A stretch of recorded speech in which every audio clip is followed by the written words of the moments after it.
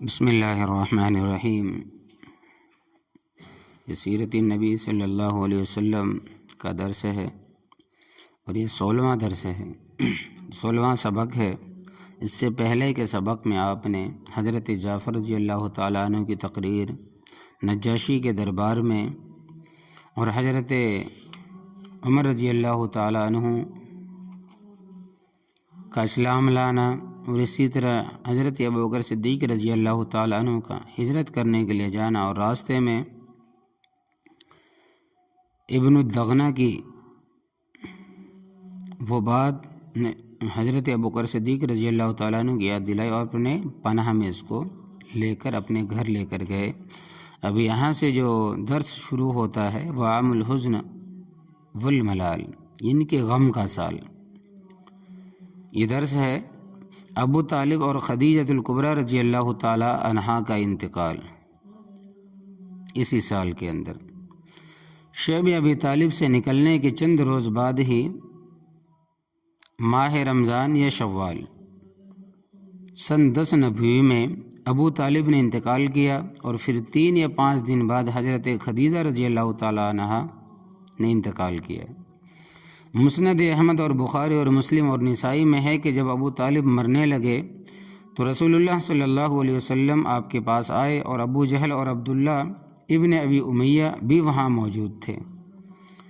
آپ نے فرمایا کہ اے چچا، ایک مرتبہ لا الہ الا اللہ کہہ لو تاکہ خدا کے سامنے تمہاری شفاعت اور سفارش کے لیے مجھ کو ایک حجت اور دلیل مل جائے۔ ابو جہل اور عبداللہ ابن امیہ نے کہا، اے ابو طالب، کیا تم عبد المطلب کی ملت کو چھوڑتے ہو؟ ابو طالب نے کہا، لا الہ الا اللہ کہنے سے انکار کر دیا۔ ابو طالب نے لا الہ الا اللہ کہنے سے انکار کر دیا اور آخری کلمہ جو ان کی زبان سے نکلا وہ یہ تھا، علی ملت عبد المطلب، یعنی عبد المطلب کے دین پر ہی ہوں۔ ابو طالب تو یہ کہہ کر مر گئے۔ رسول اللہ صلی اللہ علیہ وسلم نے یہ فرمایا کہ میں برابر ابو طالب کے لیے استغفار یعنی دعائے مغفرت کرتا رہوں گا جب تک خدا کی طرف سے میں منع نہ کیا جاؤں۔ اس پر یہ آیت نازل ہوئی، ما کان للنبی والذین آمنوا ان یستغفروا للمشرکین ولو کانوا اولی قربی من بعد ما تبین لهم انہم اصحاب الجحیم، سورۃ توبہ آیت نمبر 114۔ پیغمبر اور مسلمانوں کے لیے جائز نہیں ہے کہ مشرکین کے لیے دعائے مغفرت کریں اگرچہ ان کے رشتہ دار ہی کیوں نہ ہو۔ جب یہ ظاہر ہو گیا کہ یہ لوگ دوزخی ہیں یعنی کفر پر مرے ہیں اور یہ آیت بھی نازل ہوئی، انک لا تہدی من احببت ولکن اللہ یہدی من یشاء، سورۃ القصص آیت نمبر 56۔ آپ جس کو چاہیں ہدایت نہیں دے سکتے لیکن اللہ جس کو چاہے ہدایت دیتا ہے۔ حضرت عباس رضی اللہ تعالیٰ عنہ فرماتے ہیں کہ میں نے عرض کیا، یا رسول اللہ صلی اللہ علیہ وسلم، آپ اپنے چچا کے کیا کام آئے؟ وہ آپ کے حامی اور مددگار تھے۔ آپ نے فرمایا کہ وہ ٹخنوں تک آگ میں ہے، اگر میں شفاعت نہ کرتا تو جہنم کی تہ میں ہوتے۔ علامہ سہیلی رحمۃ اللہ علیہ فرماتے ہیں کہ ابو طالب سر سے پیر تک رسول اللہ صلی اللہ علیہ وسلم کی نصرت و حمایت میں غرق تھے، صرف قدم بجائے اسلام کے ملت عبد المطلب تر تھے، اس لیے عذاب قدموں پر مسلط کیا گیا۔ ربنا افرغ علینا صبرا وثبت اقدامنا وانصرنا علی القوم الکافرین۔ حضرت علی رضی اللہ تعالیٰ عنہ سے مروی ہے کہ ابو طالب مر گئے۔ ابو طالب انتقال کر گئے تو میں نے رسول اللہ صلی اللہ علیہ وسلم سے عرض کیا کہ یا رسول اللہ، آپ کا گمراہ چچا مر گیا۔ آپ نے فرمایا کہ جا کے دفن کراؤ۔ میں نے عرض کیا وہ تو مشرک مرا ہے۔ آپ نے فرمایا کہ ہاں دفن کراؤ۔ یہ حدیث ابو داؤد اور نسائی میں ہے۔ حافظ عسقلانی اصابہ میں فرماتے ہیں کہ ابن خزیمہ نے اس حدیث کو صحیح بتلایا ہے۔ ایک روایت میں ہے حضرت علی رضی اللہ تعالی عنہ ابو طالب کے دفن سے فارغ ہو کر حضرت صلی اللہ علیہ وسلم کی خدمت میں حاضر ہوئے تو آپ نے ارشاد فرمایا کہ غسل کر لو۔ اسی بنا پر فقہاء و علماء کا یہ قول ہے کہ کافر اور مشرک کی تحجیز و تکفین کے بعد غسل کرنا مستحب ہے، جیسا کہ اور احادیث میں بھی آیا ہے۔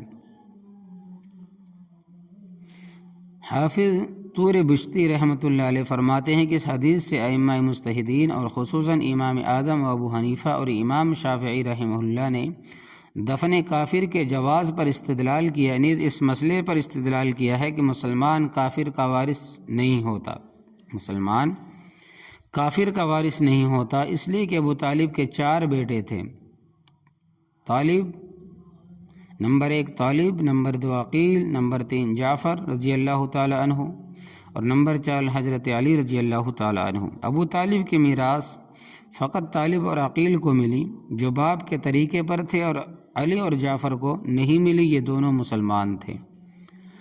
اہل سنت والجماعت کا متفقہ عقیدہ یہی ہے کہ ابو طالب کفر ہی پر مرے، جیسا کہ آیات اور حدیثہ سے واضح ہو چکا ہے۔ حافظ بستی رحمۃ اللہ علیہ لکھتے ہیں کہ ابو طالب کا کفر حد تواتر کو پہنچ چکا ہے، اور علماء سلف اور ائمہ دین کا یہی مسلک، روافض کا یہ مسلک ہے ابو طالب ایمان پر مرے، یعنی شیعوں کا یہ مسلک ہے کہ ماننا ہے کہ ابو طالب ایمان پر مرے، اور نعوذ باللہ ابو بکر کفر پر مرے۔ جاننا چاہیے کہ ایمان کے لیے محبت اور جان نثاری کافی نہیں، کوئی شخص بھی نبوت اور رسالت کی تصدیق و شہادت کے بغیر مومن نہیں ہو سکتا۔ دعوت اسلام کے لیے طائف کا سفر۔ ابو طالب کے بعد آپ کا کوئی حامی اور مددگار نہ رہا، اور حضرت خدیجہ رضی اللہ تعالی عنہ کے رخصت ہو جانے سے کوئی تسلی دینے والا، کوئی غمگسار نہ رہا، اس لیے آپ نے قریش مکہ کی چیرہ دستیوں سے مجبور ہو کر اخیر شوال سن 10 نبوی میں طائف کا ارادہ کیا، شاید کہ لوگ اللہ تبارک و تعالیٰ کی ہدایت کو قبول کر لیں۔ مکے والے نہیں مانتے، ہو سکتا ہے کہ میں سفر کر کے جاؤں طائف میں تو وہاں والے مان لیں اور اس کے دین کے حامی اور مددگار ہو۔ زید بن حارثہ رضی اللہ تعالیٰ عنہ کو لے کر طائف تشریف لے گئے۔ عبد یالیل، مسعود، حبیب، ان تینوں بھائیوں پر جو وہاں کے سرداروں میں سے تھے، عبد یالیل، مسعود، حبیب، یہ تینوں بھائی تھے جو وہاں کے سرداروں میں سے تھے، اسلام پیش کیا۔ بجائے اس کے کہ کلمہ حق کو سنتے نہایت سختی سے آپ کو جواب دے دیا۔ ایک نے کہا، کیا خدا نے کعبہ کا پردہ چاک کرنے کے لیے تجھ کو نبی بنا کر بھیجا ہے؟ ایک نے کہا، کیا خدا کو اپنی پیغمبری کے لیے تمہارے سوا کوئی اور نہیں ملا؟ ایک نے کہا، خدا کی قسم میں تم سے ہی کلام نہ کروں گا، یعنی تم سے بات نہیں کرتا۔ اگر واقعی میں اللہ تبارک و تعالیٰ نے تجھ کو اپنا رسول بنا کر بھیجا ہے تو تیرے کلام کا رد کرنا سخت خطرناک ہے۔ مگر اس نادان نے یہ نہ سمجھا کہ اللہ تبارک و تعالیٰ کے پیغمبر کے ساتھ استہزاء، تمسخر، مذاق اس سے بھی زیادہ سخت ہے، اور اگر تم اللہ تبارک و تعالیٰ کے رسول نہیں تو پھر قابل خطاب اور لائق التفات نہیں، اور بعد ازاں اوباش اور بازاری لڑکوں کو اکسا دیا کہ وہ آپ پر پتھر برسائیں اور آپ کی ہنسی اڑائے۔ ظالموں نے اس قدر پتھر برسائے کہ آپ زخمی ہو گئے۔ جب آپ زخموں کی تکلیف سے بیٹھ جاتے تو یہ بد نصیب آپ کے بازو پکڑ کر دوبارہ پتھر برسانے کے لیے کھڑا کر دیتے اور ہنستے۔ زید بن حارثہ جو اس سفر میں آپ کے ہمراہ تھے وہ آپ کو بچاتے اور یہ کوشش کرتے کہ جو پتھر بھی آئے وہ بجائے آپ کے مجھ پر گرے۔ اسی میں زید بن حارثہ کا تمام سر زخمی ہو گیا اور آپ کے پاؤں اس قدر زخمی ہوئے کہ ان سے خون بہنے لگا۔ طائف سے واپسی میں عتبہ ابن ربیعہ، شیبہ ابن ربیعہ کا باغ پڑتا تھا، وہاں ایک درخت کے سائے میں دم لینے کے لیے آپ بیٹھ گئے اور دعا مانگی۔ کیا دعا تھی؟ میں اردو میں بتا دیتا ہوں۔ اے اللہ، میں تجھ سے اپنی کمزوری اور تدبیر کی کمی اور لوگوں کی بے توقیری کی شکایت کرتا ہوں۔ اے ارحم الراحمین، تو کمزوروں کا خاص طور پر مربی اور مددگار ہے۔ تو مجھے کس کے سپرد کرے گا؟ کسی غضبناک اور ترش روح دشمن کی طرف یا کسی دوست کی طرف کہ جس کو تو میرے امور کا مالک بنائے۔ اگر آپ مجھ سے ناراض نہ ہو تو پھر مجھے کہیں کی بھی پرواہ نہیں، مگر تیری عافیت اور سلامتی میرے لیے باعث صد سہولت ہے۔ میں پناہ مانگتا ہوں تیری بزرگ ذات کے وسیلے سے جس سے تمام ظلمتیں منور ہو جائیں اور اسی نور سے دنیا اور آخرت کا کارخانہ چل رہا ہے۔ میں اس سے پناہ مانگتا ہوں تیرا غضب اور ناراضی مجھ پر اترے، اور اصل مقصود تجھ ہی کو سنانا اور راضی کرنا ہے۔ بندہ میں کسی شر سے پھرنے اور خیر کے کرنے کی قدرت نہیں، مگر جتنی تیری بارگاہ سے عطا ہو جائے۔ اجابت دعا کے لیے تو نبوت و رسالت ہی کا وصف کافی تھا، کیونکہ ہر نبی مستجاب الدعوات ہوتا ہے، لیکن اس وقت وصف نبوت کے علاوہ اضطرار، مظلومیت، غربت، مسافرت کا بھی اضافہ ہو گیا۔ حق تعالی شانہ کا ارشاد ہے کہ امن یجیب المضطر اذا دعاہ ویکشف السوء۔ پھر یہ کہ مظلوم اور مسافر ہر ایک کے بارے میں جداگانہ حدیث میں آیا ہے کہ مظلوم اور مسافر کی دعا بلا شبہ قبول ہوتی ہے۔ پس ایسی ذات ستودہ صفات کی دعا کا کیا پوچھنا کہ جو نبی اور رسول بھی ہو، مضطر بھی ہو، مظلوم بھی ہو، غریب اور مسافر بھی ہو۔ ایسی دعا کا زبان سے نکلنا تھا کہ اجابت کے دروازے کھل گئے۔ وہی عتبہ اور شیبہ جن کا دل اب تک پتھر سے زیادہ سخت تھا، آپ کی اس بے کسی اور مظلومیت کو باغ کے اندر بیٹھے دیکھ رہے تھے۔ دیکھ کر کچھ نرمائے اور خون قرابت اور رگ حمیت جوش میں آئی۔ اپنے عداس کو بلا کر کہا، اے طبق میں، اپنے عداس جو اس کا نوکر تھا عتبہ اور شیبہ کا، اس کا نام عداس تھا، اس کو بلا کر کہا کہ ایک طبق میں ایک تھالی میں انگور رکھ، اس شخص کے پاس لے جاؤ اور ان سے کہو اس میں سے تھوڑا بہت کچھ ضرور کھائیں۔ عداس نے آپ کے سامنے وہ تھالی لا کر رکھا۔ رسول اللہ صلی اللہ علیہ وسلم نے بسم اللہ پڑھ کر کھانا شروع کیا۔ عداس نے کہا، خدا کی قسم اس شہر میں کوئی شخص بھی اس کلام کا کہنے والا نہیں۔ رسول اللہ نے عداس سے فرمایا کہ تم کس شہر کے باشندے ہو اور تمہارا دین اور مذہب کیا ہے؟ عداس نے کہا، میں شہر نینوا کا باشندہ ہوں، رہنے والا ہوں اور مذہباً نصرانی ہوں، یعنی کہ نصرانی مذہب سے بلونگ کرتا ہوں۔ آپ نے فرمایا کہ اسی نینوا کے جہاں اللہ کے نیک بندے یونس بن متا رہتے تھے۔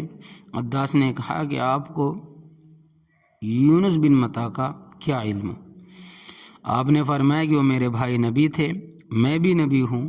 عداس نے آپ کی پیشانی اور ہاتھوں اور پیروں کو بوسہ دیا اور یہ کہا، اشہد انک عبد اللہ و رسول۔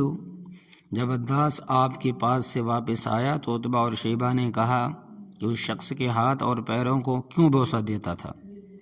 یہ شخص کہیں تجھ کو تیرے دین سے نہ ہٹا دے، تیرا دین اس کے دین سے بہتر ہے۔ حکیم ابن حزام رضی اللہ تعالیٰ عنہ سے مروی ہے کہ جب عتبہ اور شیبہ قریش مکہ کے ساتھ ہو کر جنگ بدر کے لیے تیار ہوئے تو عداس نے عتبہ اور شیبہ کے پیر پکڑ لیے اور یہ کہا، اللہ کی قسم وہ اللہ کے رسول ہیں، مگر یہ لوگ اپنی مقتل کی طرف کھینچے جا رہے ہیں۔ عداس رضی اللہ تعالیٰ عنہ بیٹھے رو رہے تھے۔ عاص بن شیبہ وہاں سے گزرا۔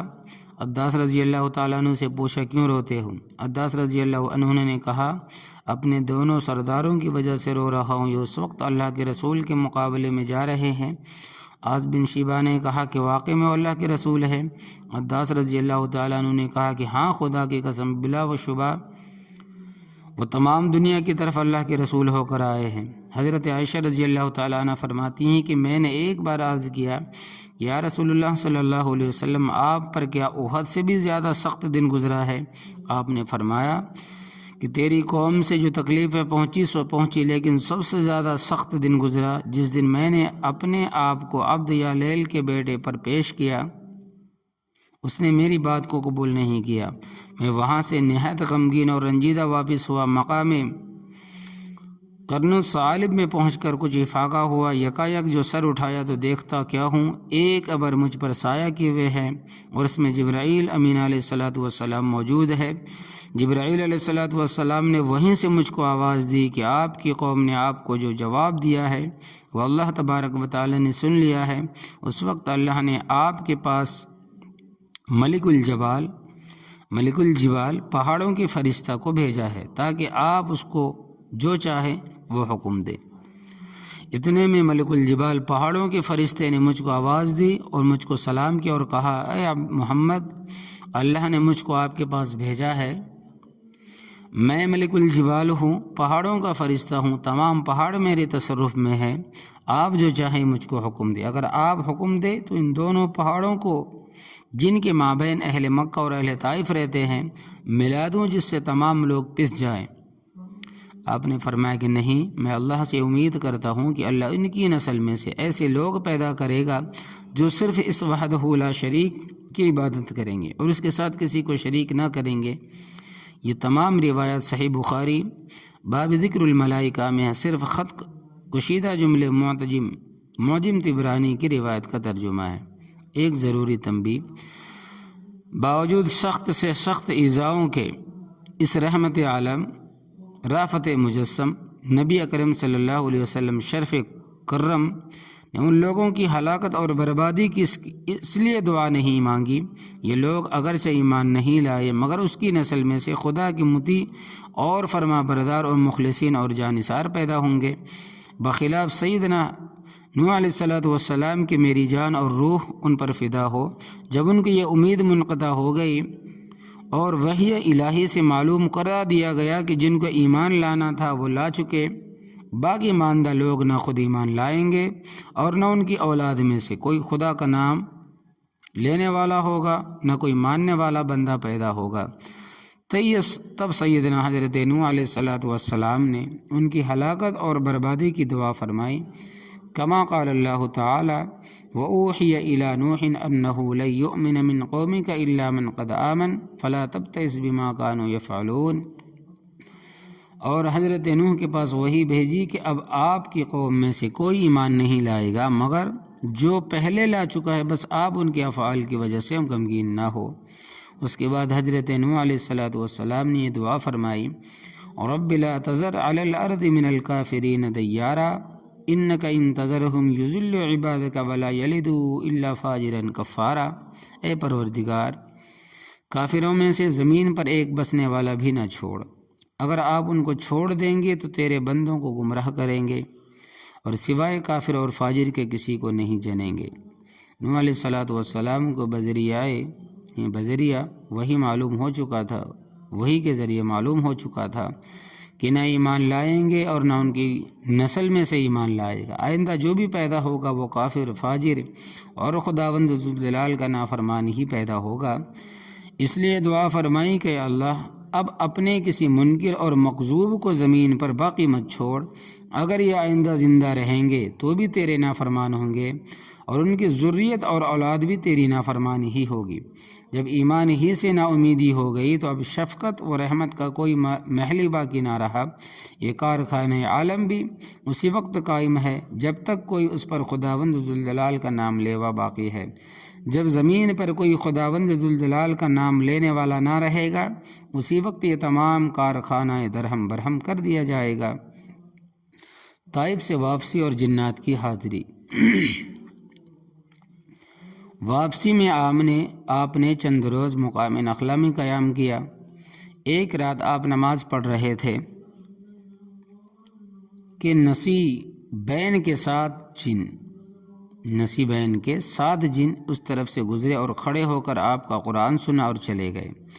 آپ کو ان کی آمد کا بالکل علم نہ ہوا، یہاں تک کہ یاد نازل ہوئی، وَإِذْ صَرَفْنَا إِلَيْكَ نَفَرًا مِّنَ الْجِنِّ يَسْتَمِعُونَ الْقُرْآنَ فَلَمَّا حَضَرُوهُ قَالُوا أَنصِتُوا فَلَمَّا قُضِيَ وَلَّوْا إِلَىٰ قَوْمِهِم مُّنذِرِينَ قَالُوا يَا قَوْمَنَا إِنَّا سَمِعْنَا كِتَابًا أُنزِلَ مِن بَعْدِ مُوسَىٰ مُصَدِّقًا لِّمَا بَيْنَ يَدَيْهِ يهدي إلى الحق وإلى طريق مستقيم يا قومنا أجيبوا داعي الله وآمنوا به يغفر لكم من ذنوبكم ويجركم من عذاب أليم ومن لا يجب داعي الله فليس بمعجز في الأرض وليس له من دونه أولياء أولئك في ضلال مبين۔ سورة الأحقاف آیت نمبر 29-33۔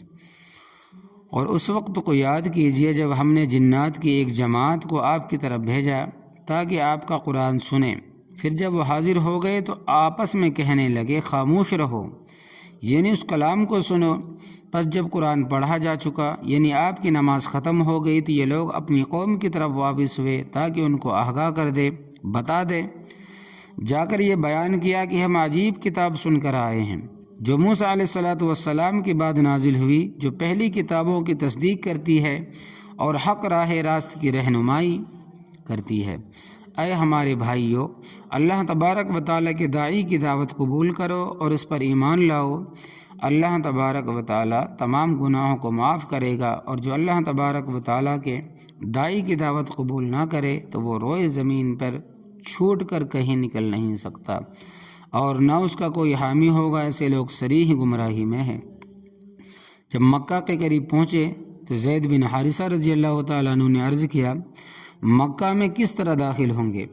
مکہ ہی والوں نے تو آپ کو نکالا ہے۔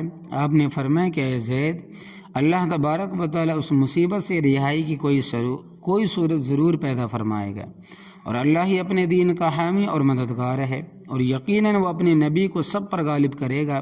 پھر آپ نے غار حرا پہنچ کر اخنس بن شریک کے پاس پیام بھیجا کہ کیا میں آپ کی پناہ میں مکہ آ سکتا ہوں؟ اخنس نے کہا کہ میں قریش کا حلیف ہوں، اس لیے میں پناہ نہیں دے سکتا۔ بعد ازاں انہوں نے یہی پیام سہیل بن عمرو کے پاس بھیجا۔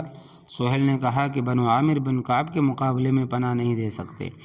بعد ازاں آپ نے مطعم بن عدی کے پاس یہ پیام بھیجا کہ کیا میں آپ کی پناہ میں مکہ آ سکتا ہوں؟ مطعم نے آپ کی فرمائش قبول کی، اپنے بیٹوں اور قوم کے لوگوں کو بلا کر حکم دیا کہ ہتھیار لگا کر حرم کے دروازے پر کھڑے رہیں۔ میں محمد صلی اللہ علیہ وسلم کو پناہ دی ہے، اور خود بھی اونٹ پر سوار ہو کر حرم کے پاس آ کر کھڑا ہو کر اور پکار کر کہا، اے گروہ قریش، میں نے محمد صلی اللہ علیہ وسلم کو پناہ دی ہے، کوئی ان سے تعرض نہ کرے۔ آپ صلی اللہ علیہ وسلم حرم میں تشریف لائے، حجر اسود کو بوسہ دیا، طواف کر کے ایک دو گانا ادا فرمایا، یعنی دو اکار یہ 4 رکعت نفل نماز فرمائی، اور مکان واپس تشریف لے گئے۔ مطعم اس کے بیٹے آپ صلی اللہ علیہ وسلم کے حلقہ میں لے ہوئے تھے۔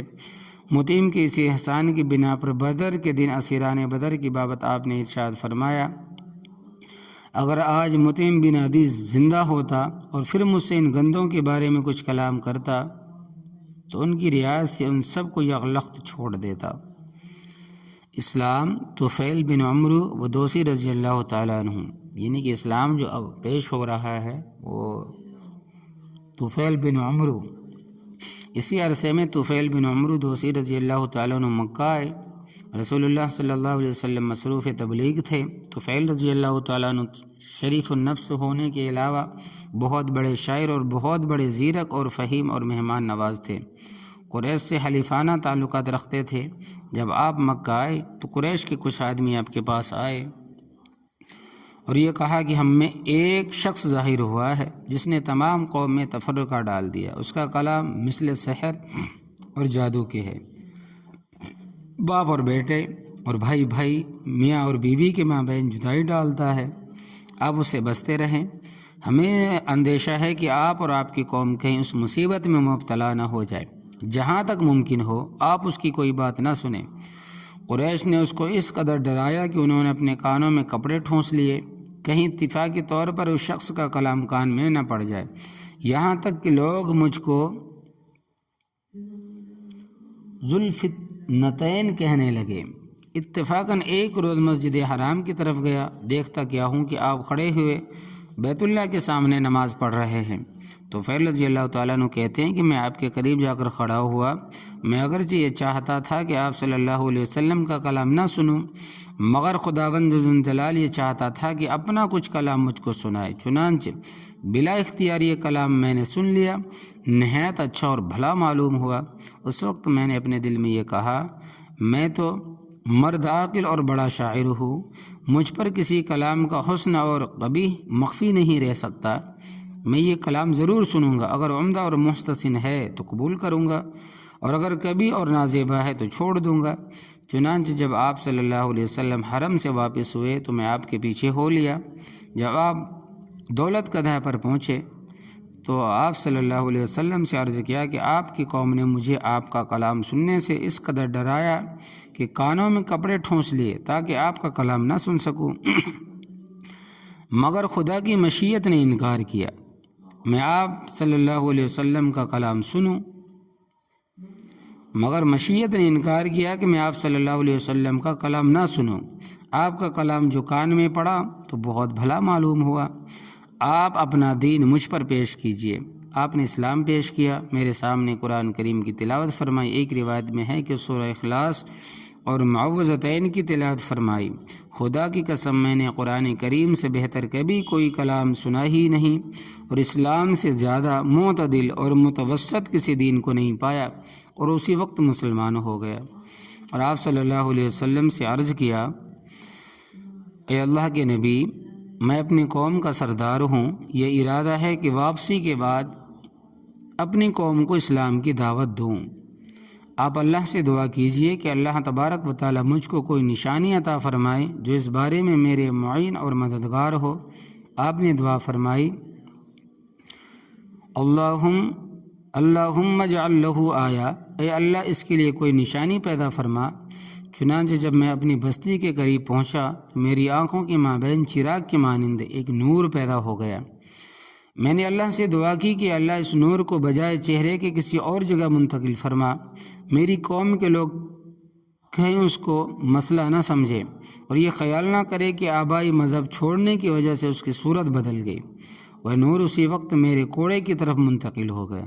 اس کا جو کوڑا تھا، فرماتے ہیں کہ وہ نور چہرے سے نکل کر کوڑے کی طرف منتقل ہو گیا، اور وہ کوڑ یعنی کہ وہ کوڑا مثل ایک قندیل اور لالٹین کے بن گیا۔ وہ کوڑا جو ہے وہ مثل ایک قندیل اور لالٹین کے ایسا بن گیا، روشن ہونے لگا۔ جب صبح ہوئی تو اول اپنے باپ کو اسلام کی دعوت دی، اور پھر بیوی کو۔ دونوں نے کپڑے پاک کیے، غسل کیا، مشرف با اسلام ہوئے، اور بیوی سے کہا اگر تجھ کو خدشہ ہے، اور بیوی سے کہا کہ اگر تجھ کو یہ ڈر ہو کہ بتوں کے چھوڑنے سے کہیں بچوں کو کسی قسم کا ضرر نہ پہنچے تو میں اس کا ذمہ دار ہوں۔ کوئی نقصان پہنچے گا دین چھوڑنے کی وجہ سے تو میں اس کا ذمہ دار ہوں۔ اپنی بیوی سے کہا۔ بعد ازاں قبیلہ دوست کو اسلام کی طرف بلایا، مگر دوست نے اسلام قبول کرنے میں تعمل کیا۔ میں دوبارہ مکہ مکرمہ آپ کی خدمت میں حاضر ہوا اور عرض کیا، اے اللہ کے نبی، دوست نے اسلام کی دعوت کو قبول نہیں کیا، آپ ان پر بددعا کیجیے۔ آپ نے ہاتھ اٹھا کر دعا فرمائی کہ اللہ قبیلہ دوست کو ہدایت دے اور مسلمان بنا کر یہاں بھیج، اور دعا کیا کہ اللہم اہدی دوسن وآت بہم۔ اور طفیل رضی اللہ تعالیٰ عنہ سے فرمایا کہ جاؤ نرمی سے اسلام کی طرف بلاؤ۔ میں آپ کی ہدایت کے مطابق لوگوں کو اسلام کی طرف بلاتا رہا۔ سن 7 ہجری تک 70 یا 80 گھرانے اسلام کے حلقے بغوش بن گئے۔ ان سب کو سن 7 ہجری میں اپنے ساتھ لے کر مدینہ منورہ آپ کی خدمت میں حاضر ہوا۔ فتح مکہ کے بعد میں نے آپ صلی اللہ علیہ وسلم کی درخواست کی کہ عمر بن حمیمہ کے بت ذوالکفین کے جلانے کی اجازت دیجیے۔ آپ نے اجازت دی تو طفیل رضی اللہ تعالیٰ عنہ روانہ ہوئے اور پہنچ کر بت کو جلایا۔ جلاتے جاتے تھے اور یہ پڑھتے جاتے تھے، یا ذا الکفین لست من عبادک میلادنا اکبر من میلادک۔ اے ذوالکفین، میں تیری پرستش کرنے والوں میں سے نہیں، میری پیدائش تیری پیدائش سے مقدم ہے۔ انی حشوت النار وفی فؤادک، میں نے تیرے اندر خوب آگ بھری ہے۔ نصف قبیلہ دوست تو پہلے ہی مسلمان ہو چکا تھا، یعنی آدھا قبیلہ پہلے مسلمان ہو چکا تھا، باقی آدھا بھی اس بت کے جلانے سے، شرک اور بت پرستی سے تائب ہو کر حلقہ اسلام میں آ گیا۔ ایک روایت میں ہے کہ طفیل رضی اللہ تعالیٰ عنہ جب اپنی قوم میں پہنچے تو اندھیری رات تھی اور پانی برس رہا تھا، راستہ نظر نہ آیا۔ اس وقت اللہ تبارک و تعالیٰ نے یہ نور پیدا فرمایا۔